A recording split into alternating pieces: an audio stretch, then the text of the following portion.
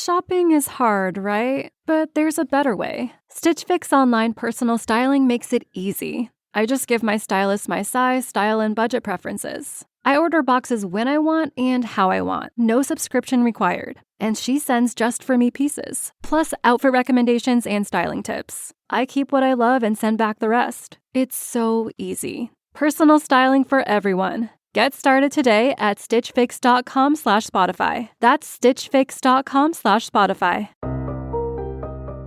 En marzo de 1977, después de la denuncia ante la desaparición de un joven, la policía comienza a investigar. La última vez que su madre le ha visto ha sido el día 13, cuando se marcha a ver a un amigo a su domicilio en Redondo Beach, California.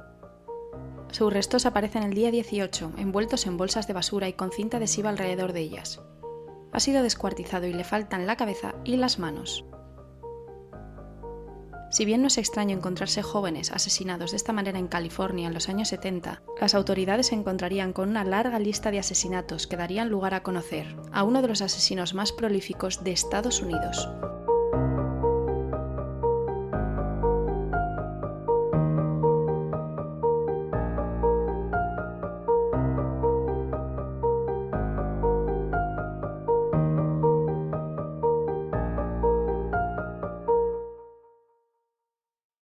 Bienvenidos a Criminología en Serie. Mi nombre es Alejandra Lavín y recordaros como siempre que ya podéis colaborar con este podcast como fans en iVoox y Spotify.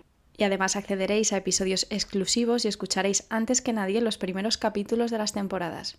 Si nos convence lo de ser fans, también podéis echarme una mano con el simple gesto de seguir al podcast y dejando una valoración.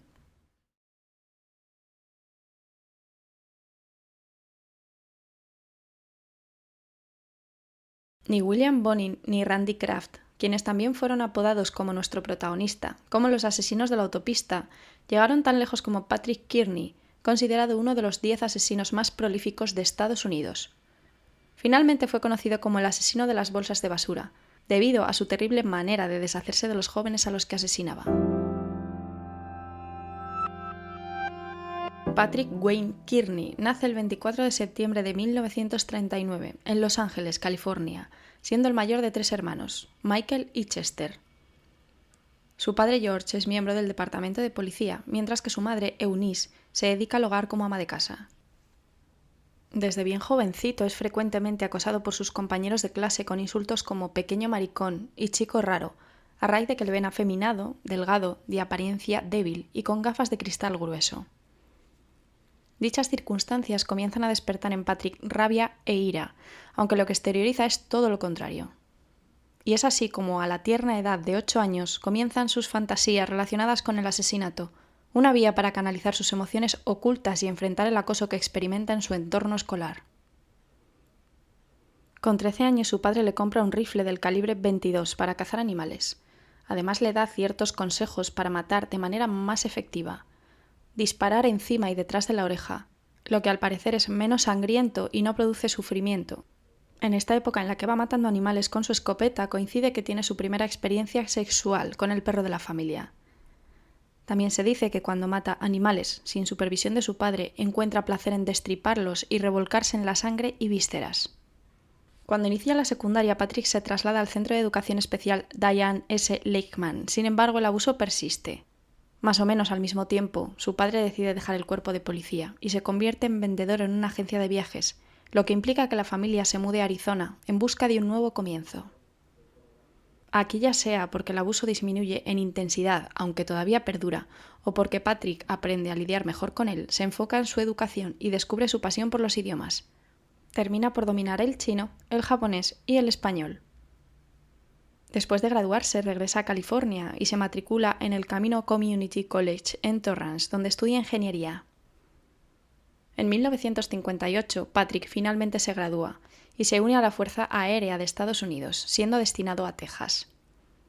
Es aquí, después de 2 años, cuando conoce a David Hill, quien ha sido dado de baja del ejército debido a su conducta homosexual, considerada un trastorno en ese momento. Aunque David está casado, él y Patrick sienten una atracción mutua. Primero forjan una amistad y después se convierten en amantes inseparables. Y a pesar de los altibajos, esta relación perdura durante 17 años, como veremos a lo largo del episodio. Poco después, Patrick recibe una baja honorable de la Fuerza Aérea y en 1961 regresa a California y David decide acompañarlo. Se establecen en Long Beach y al principio encuentran la felicidad juntos, lo que permite a Patrick dejar de lado sus oscuras fantasías. Sin embargo, al cabo de un año, David opta por regresar con su esposa a Lubbock, dejando a Patrick atrás. El rechazo por parte del amor de su vida hace polvo a Kearney y toda esa estabilidad que ha mantenido en su mente se derrumba por completo. Para lidiar con esta pérdida comienza a hacer una de las cosas que más le gusta, estudiar, y toma clases de historia en la Universidad Estatal de California.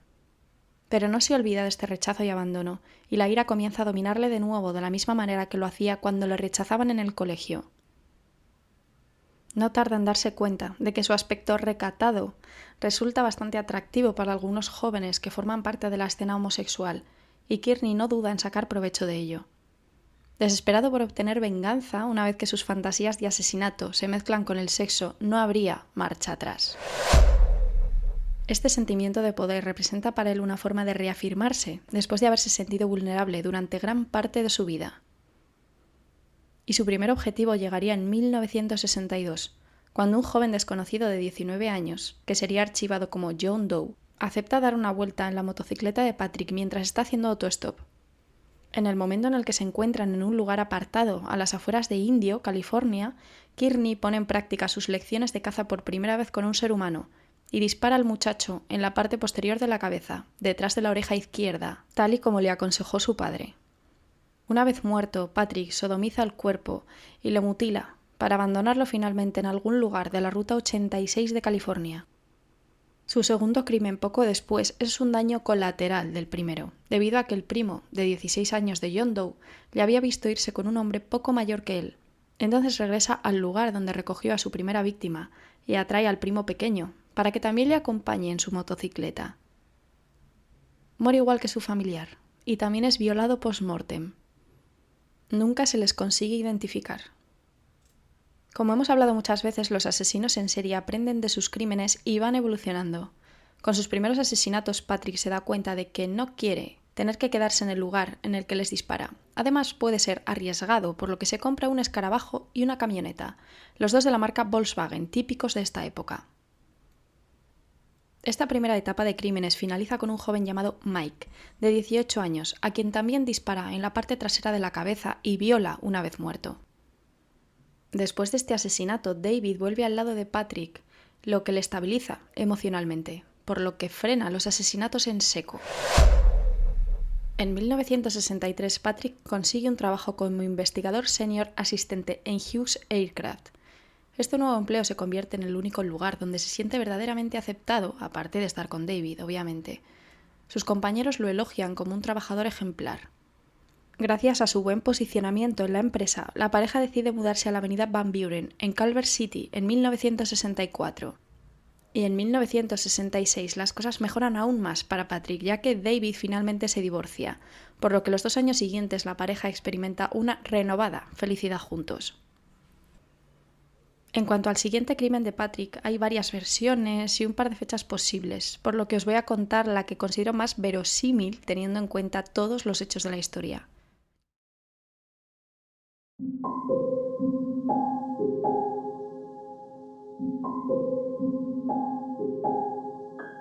Estamos cerca de la Navidad de 1968. Kearney se encuentra en San Diego con su vehículo y un joven llamado George es atraído por él.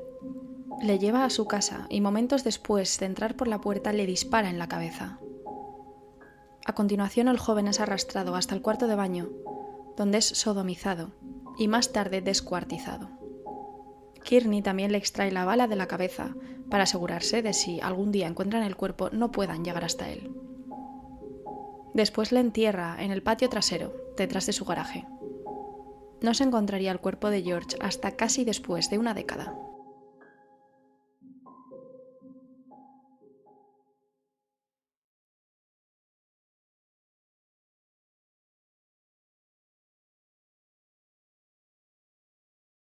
La pareja, en este momento de su relación, se pelea a menudo.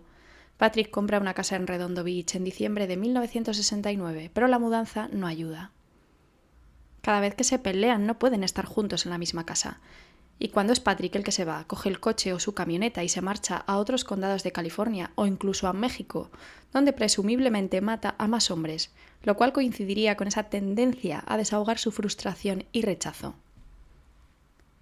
No obstante, el punto de no retorno para Kearney llega en los años 70, cuando la relación va cada vez a peor, y David se vuelve a marchar dejándole tan solo una nota. Aún así, como ya hemos dicho, su relación no se caracteriza por ser demasiado estable, por lo que volvería al lado de Patrick de nuevo al cabo de un tiempo. El 26 de junio de 1971, John Demchick, de 13 años, se encuentra parado en una esquina de Inglewood cuando Patrick se ofrece a llevarle a casa. No obstante, nada más montarse en la furgoneta le dispara en la cabeza. Después conduce unos 24 kilómetros a lo largo de la frontera entre California y México hasta un área aislada, donde baja a la víctima del camión, le desnuda y viola. Sin embargo, esta vez le abandona allí sin más. Encontrarían su cuerpo casi 2 años después de su asesinato. El 24 de agosto de 1974, Ronald Dean Smith, de 5 años, no regresa a casa para cenar.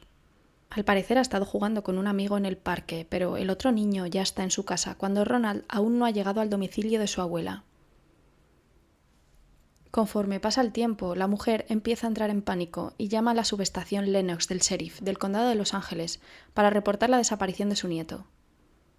La policía descubre que los 2 niños se encontraban jugando en el arenero del parque cuando se ven envueltos en lo que el otro pequeño denomina una pelea de arena.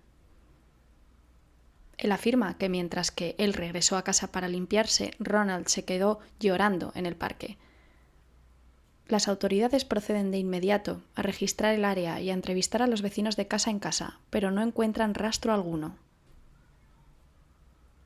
En octubre, unos 2 meses después de la desaparición del pequeño, unos niños descubren su cuerpo en grave estado de descomposición mientras recogen latas a lo largo de la autopista. El departamento del sheriff del condado de Riverside determina que son los restos de Ronald a partir de la ropa del cadáver. Días después también se sabe que fue retenido, que fue violado, torturado y finalmente asfixiado. El 13 de abril ya de 1975, Patrick asesina a un joven de 21 años llamado Albert Rivera, de ascendencia mexicana y residente en Los Ángeles, mediante un disparo en la cabeza.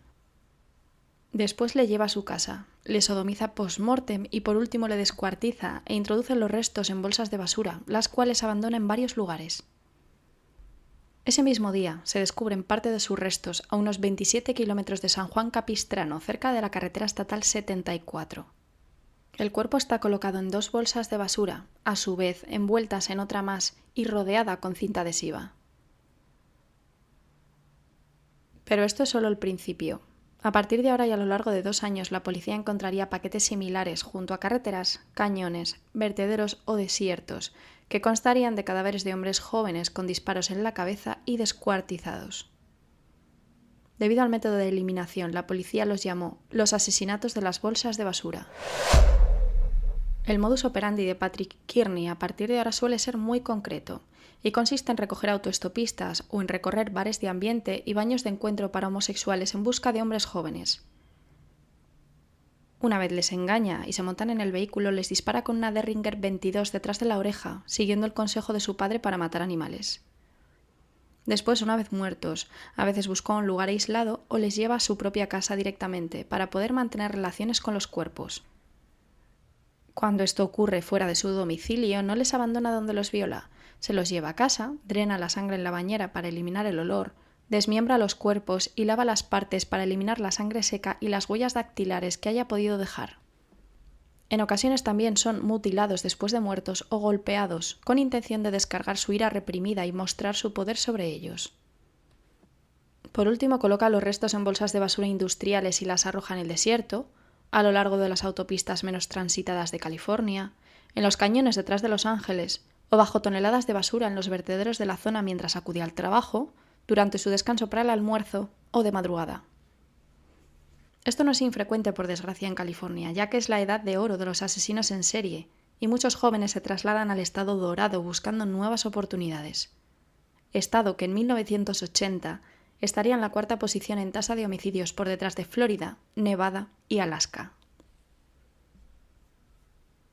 El 13 de junio de 1976, Michael Craig McGee, de 13 años, conoce a Patrick cuando está realizando autostop desde Inglewood Avenue hasta Torrance. Michael es un joven delincuente que se dedica al robo de vehículos y a otros delitos y que ha abandonado la escuela a los 12 años. Mientras que Patrick se gana su confianza y Michael es posible que planee aprovecharse de él y robarle, Kearney le propone irse con él de acampada al lago Elsinore. Sin embargo, debido a su persistente conducta problemática, el joven está castigado cuando planean su salida, por lo que deciden posponerla para la semana siguiente. Cuando finalmente llega el día acordado, el joven se escapa de casa para dirigirse al lago y, a pesar de los intentos de su hermano por detenerlo, logra evadirlo. Esta sería la última vez que le vería con vida. Cuando hacen una parada en casa de Kearney antes de llegar al lago, el muchacho es disparado detrás de la cabeza, violado post-mortem y desmembrado. Desde el asesinato de Michael y a lo largo de todo 1976 hasta octubre, asesina a 7 jóvenes más de los 16 a los 27 años de edad. Todos son encontrados días o semanas después de su asesinato, salvo uno de ellos que será encontrado un año después. Este es John Boots, de 23 años. Aparece muerto en su apartamento en Hollywood de un disparo en la cabeza, el 21 de junio de 1977. El 5 de octubre de 1976, Mark Andrew Orage, de 20 años de edad, se encuentra haciendo autostop en el condado de Orange con la intención de llegar a México. Este joven lleva años vagando y unos meses antes ha partido desde Canadá. Un día después de encontrarse con Patrick, el cadáver de Mark aparece abandonado en una zona aislada a las afueras del condado de Orange. No lleva ninguna identificación y no se identificará su cuerpo hasta principios de julio de 1977. Pero con el siguiente crimen, todo cambia.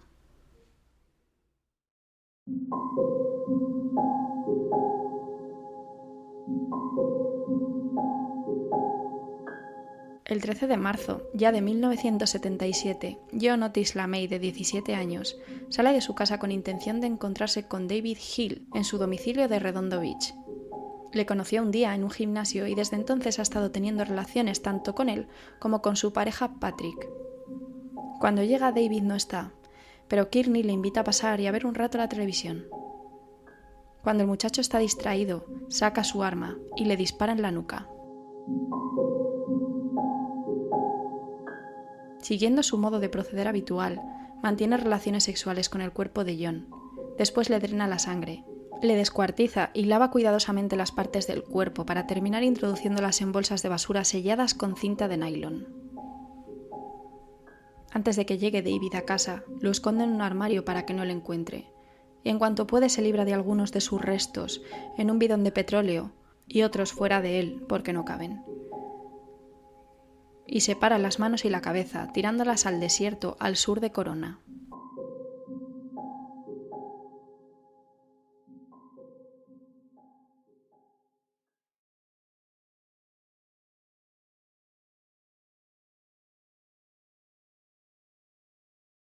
Ese mismo día, unas horas más tarde, la madre de John se preocupa cuando no vuelve a dormir, debido a que es domingo y no suele dormir fuera cuando tiene clase al día siguiente. Pregunta a un vecino y amigo de John y este le dice que había quedado con un conocido suyo en Redondo Beach. Con estos datos, la madre del joven llama a la policía y denuncia su desaparición. El cuerpo es encontrado 5 días después de su muerte, el 18 de marzo. El cadáver y la cinta con la que está envuelto serán claves en este caso. En breve volvemos a eso. Pero mientras, Patrick cometerá su último asesinato. El 6 de abril, un niño de 8 años llamado Merle Ondo Chains está andando en bicicleta por el barrio de Kearney. Este le lleva hasta su casa mediante engaños y lo asfixia. Después, viola al pequeño cadáver para terminar tirándolo en el Bosque Nacional de Ángeles. La policía no tarda en seguir la pista que les ha dado la madre de John sobre los planes del joven el día de su desaparición. Y este mismo mes son entrevistados tanto David como Patrick en relación con su asesinato. Estos reconocen que han estado manteniendo relaciones sexuales con él los 2 últimos años. Pero la policía no solo está allí para preguntarle sobre John, sino que tienen una idea muy clara de lo que están buscando. algo que coincida con las fibras azules que han aparecido en el cuerpo del joven y en la cinta adhesiva que envolvía las bolsas. En un principio se muestran colaboradores, aparentan estar afectados por la muerte de John, pero cuando ven a los agentes recoger pruebas de la alfombra se comienzan a preocupar. Cuando se comparan las fibras, coinciden, por lo que toca de nuevo visitar la casa de la pareja para recoger más muestras, esta vez del vello púbico de los dos, y también muestras de pelo de su caniche blanco. Además de esto, necesitan una orden judicial para registrar la casa, y la pareja aún no está detenida, por lo que Patrick, en cuanto se entera de esto, renuncia a su trabajo en mayo y se marchan a casa de la familia de David en El Paso, Texas. Esta circunstancia obviamente no detendría a las autoridades y registran la casa en su ausencia, encontrando una de las pruebas más importantes en el caso: una sierra para metales, ensangrentada, que Kearney usó para desmembrar algunas de sus víctimas, cubierta además con trozos secos de carne y sangre de John LaMay. Utilizando luminol encuentran restos de sangre por todo el baño y en otra parte de la casa encuentran un rollo de cinta de filamento del nylon, como la cinta utilizada en las bolsas de basura para envolver a John. Con la búsqueda también, en la oficina de Kearney en Hughes Aircraft, se descubre el origen de las bolsas de basura industriales, relacionadas con al menos 20 asesinatos. El 3 de junio se emiten órdenes de arresto para ambos. Y mientras tanto los familiares de David convencen a los dos de entregarse. Finalmente, después de mucha insistencia, lo hacen. Regresan a California y llegan a la estación del sheriff del condado de Riverside el 1 de julio de 1977. Cuando entran señalan un cartel de búsqueda colgado en la pared de la estación y dicen: «Somos ellos». Kearney afirma que quiere confesar todo y lo primero que hace es exonerar a su pareja David. Dice que los asesinatos los comete cuando él se encuentra afuera y que, de hecho, ocultó el cadáver de John en un armario para que Dave no se enterase de nada. No obstante, Hill también es detenido y se establece una fianza de $500,000 para cada uno. También se fija la audiencia de declaración de culpabilidad el 15 de julio. En sus primeras horas de interrogatorio, Patrick admite 28 asesinatos de víctimas entre 5 y 28 años. Afirma que comete su primer crimen en 1962 mientras vivían en Culver City. También habla sobre el asesinato de Michael McGee y dice que no tenía la intención de matar al niño, pero que cuando pasaron por su casa para recoger algunas cosas para la acampada, él estaba mirando mucho las cosas de Patrick y debido a sus antecedentes como delincuente juvenil le estaba poniendo nervioso, por lo que le disparó en la misma casa. Cuando habla sobre el crimen de John, admite que acudió a su domicilio el 13 de marzo buscando a David. Le dijo que le esperase viendo un rato la tele y que en el momento que estaba distraído le disparó en la nuca. Cuando le desmembró para deshacerse finalmente de él, colocó los restos en diferentes bolsas de basura y tiró la cabeza y las manos al desierto para dificultar su identificación. Afirma que el desierto es su lugar favorito para deshacerse de los cuerpos, ya que todo desaparece muy rápidamente. Las cosas desaparecen muy rápidamente en el desierto. Puedes poner un animal pequeño en un hormiguero y desaparece justo frente a ti. El primer fin de semana de julio muestra a los agentes 6 posibles lugares donde se deshizo de los cuerpos. Se recuperan 12 víctimas. El último en ser desenterrado es George, recordemos, la tercera víctima de Patrick, a quien recuperan del antiguo patio trasero de él y David en Culver City. En su primera comparecencia ante un tribunal a mediados de julio, confirma 28 asesinatos, de los cuales las autoridades pueden confirmar 12. No hay pruebas suficientes para acusar a David y los cargos contra él son desestimados. El 21 de diciembre se declara culpable de 3 cargos a los que se enfrentan el condado de Riverside: del de John LaMay, del de Albert Rivera y del de un joven llamado Arturo Márquez.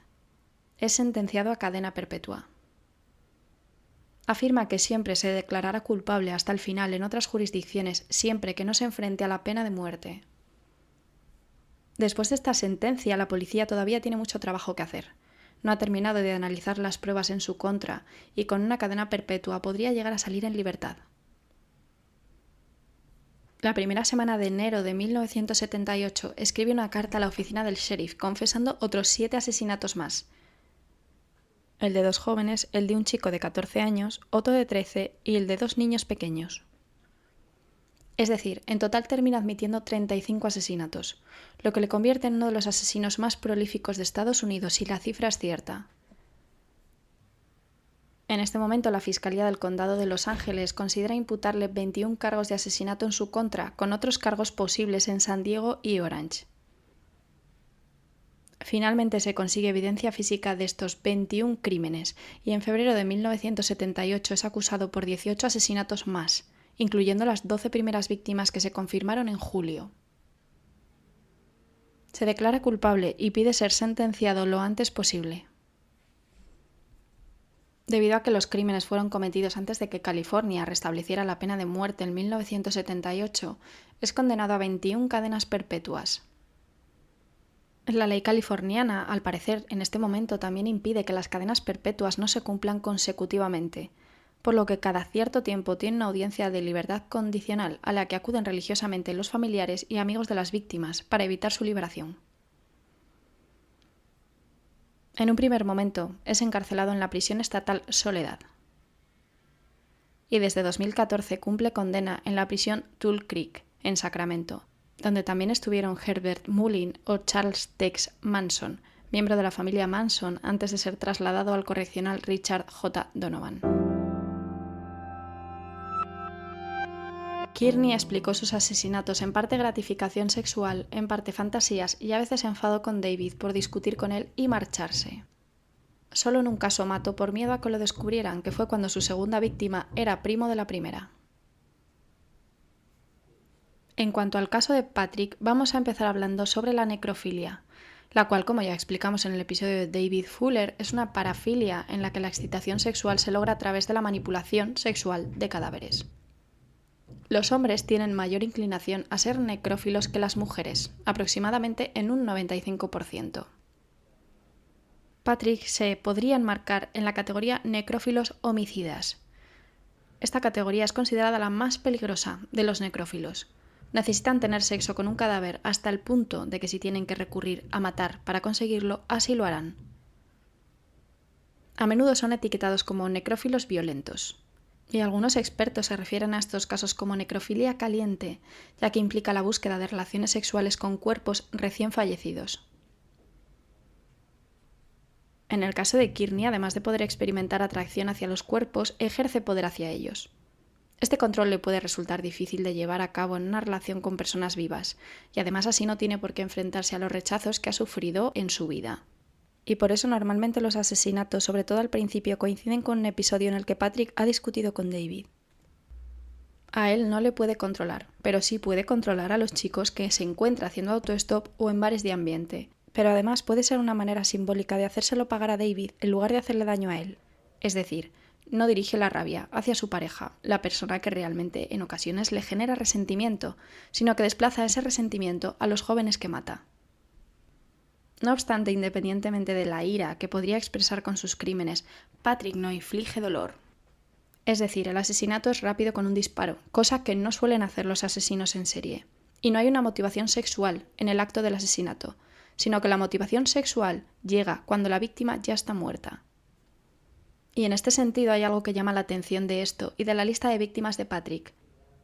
Las únicas víctimas asesinadas por asfixia son los 2 niños pequeños. Recordemos, Ronald de 5 años y Merle de 8. Esto indica una satisfacción en el asesinato que realiza con sus propias manos. Es algo más personal. Esto me hace pensar que quienes representaban su venganza a causa de sus traumas infantiles con el bullying eran las víctimas más jóvenes, debido a que él lo sufrió desde bien pequeño. Las experiencias desagradables con sus compañeros hicieron trizas su autoestima, debido a que este tipo de pares tienen una gran influencia en la propia percepción y probablemente crearon un autodesprecio que se acabó manifestando en el exterior. En ocasiones el acoso escolar se ha relacionado con el comportamiento delictivo, debido a que las víctimas pueden actuar como agresores más adelante en la vida con intención de sentirse poderosas. En cuanto al asesinato al colectivo homosexual, muchos os preguntaréis ¿por qué? ¿Iba por ellos?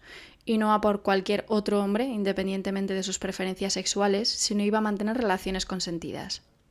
Hay dos vertientes aquí que no tienen por qué ser eliminatorias entre sí. La primera opción que podemos mencionar es que Patrick nunca aceptase su sexualidad debido a las burlas que recibió cuando era niño y a crecer en una California en la que la homosexualidad es delito. Es decir, podría sentir un profundo odio hacia sí mismo y sus preferencias sexuales, y de la misma manera que los ataques simbolizaban su resentimiento con David, también podían representar su resentimiento hacia sí mismo.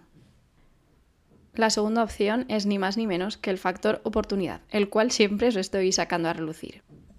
Es decir, Patrick, además de aprovecharse de su encanto, los homosexuales en la época se escondían y muchas veces tenían relaciones esporádicas con desconocidos de manera anónima. Esto facilitaba el hecho de que nadie supiera dónde se encontraban ni con quién.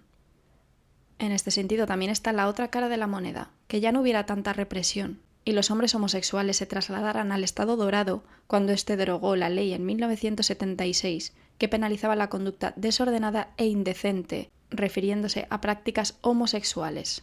Esto convirtió California en un lugar con un gran atractivo, sin embargo muchos se encontraron con dificultades para sobrevivir y recurrían a la prostitución, lo que les hacía también muy vulnerables, al igual que a las mujeres prostitutas. El realizar autostop en este caso también es bastante relevante, cosa que no tenían por qué realizar solo hombres homosexuales, pero que también hay que mencionar porque también se encuentra ahí el factor oportunidad.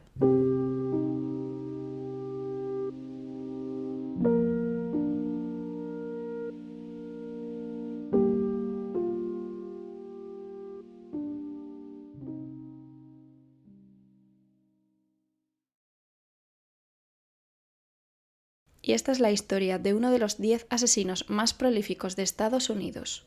Asesino que llegó a tener 21 asesinatos confirmados en su haber, pero que bien podrían haber llegado a 35 según sus palabras, o incluso a más de 40 según las palabras de los investigadores y los cadáveres que poblaban California durante los años 70.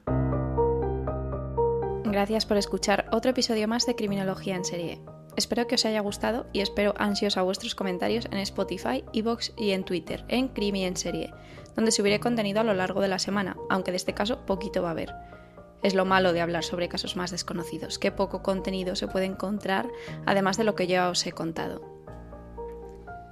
Además de iVoox y Spotify, os espero en Podimo, Apple Podcast, Google Podcast y Amazon Music. Recordad que en criminologiaenserie.com podéis leer mis artículos sobre criminología y sobre el contenido adicional de algunos de los casos. También os invito a uniros al canal de WhatsApp. El enlace está disponible en la descripción del podcast. Soy Alejandra Lavín, esto es Criminología en Serie y os espero en un nuevo episodio la semana que viene.